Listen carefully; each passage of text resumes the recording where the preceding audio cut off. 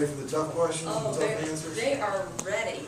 Okay. This is the sharpest group of students you will find in the state of South Carolina, and I mean that. They're well prepared, You got a pretty tough question. very well prepared. Well, welcome to our class. Thank you. Representative Thad Byers represents Horry County, and it is officially District 68. You're here with the etiquettes. Help yourself to the water and anything you need. Do you mind? I'll set this Okay, up. great, thank And I've you. got a flip pan too. No, I'm gonna pull my jacket off if that's okay, because I won't get so hot under your questions.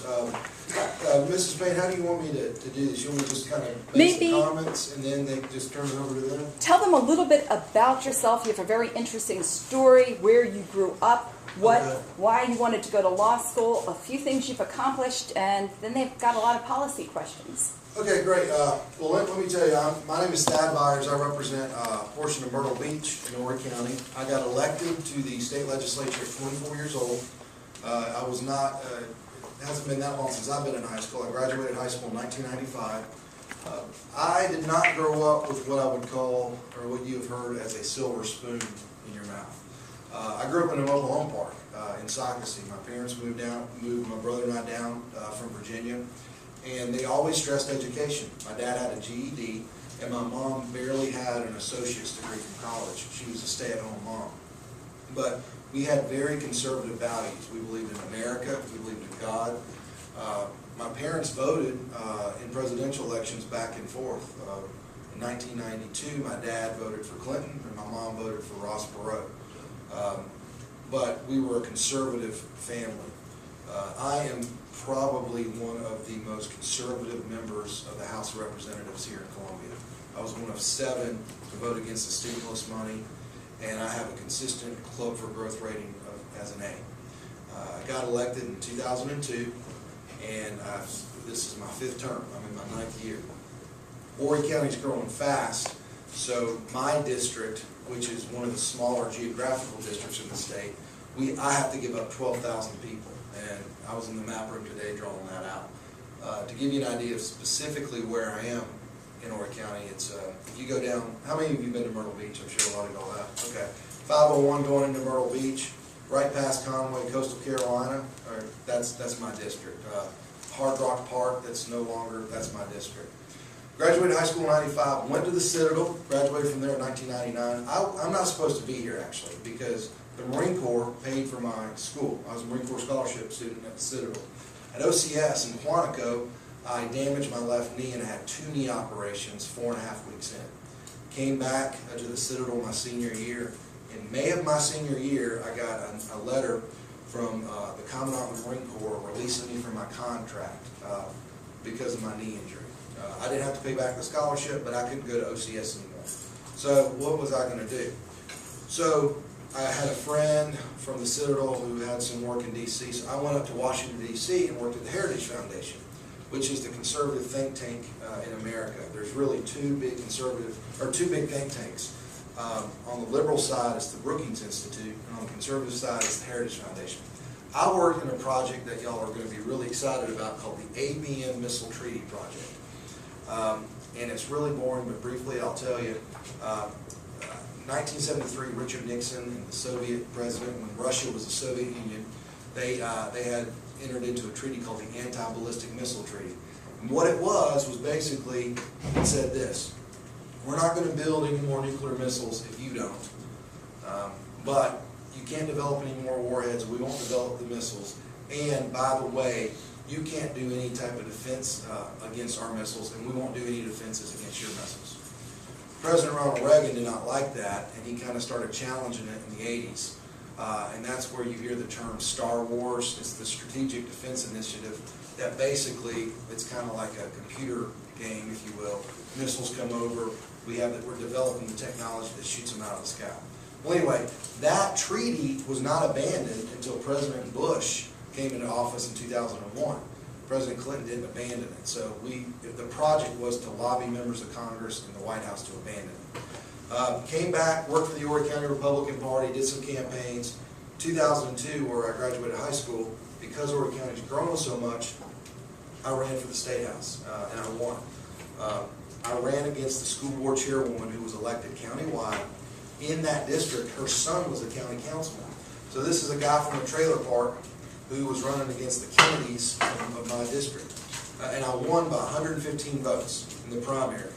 But there was a third person in it, so I had to run against her again in 2 weeks. And I won the second time by 122 votes. That's a very Republican district, so once I got the nomination, I won. A lot of things have happened to me in the legislature. I went to law school. I graduated a couple of years ago. I was married, got divorced, and I don't have any children, but I've enjoyed serving my time in the legislature. We are getting another seat in Congress from South Carolina, and myself and a couple other people are strongly looking at that. And I'll have to give up my House seat, but the election, if it's in Horry County, which most likely it will be, I'll be running for Congress next year in June. So that's kind of on kind of the political side and the policy side. I'll tell you my philosophy. I'm a very simple believer that the government that governs least governs best. That's what Thomas Jefferson said. I think for far too often, especially now, and it's very interesting to talk to folks, to young men and women like you, because y'all are seeing changes in our society pretty rapidly. But you have no idea the changes that folks like myself and Mrs. Payne are seeing in society. When I was in high school, there was no such thing as the internet or the iPad. Can't even say it now. Facebook, all that stuff is relatively brand new. I didn't know about the internet until we went to college. When we went to the library, we were still using the Dewey Decimal System with index cards. Do they even teach that to y'all anymore? You don't even know what I'm talking about. Okay.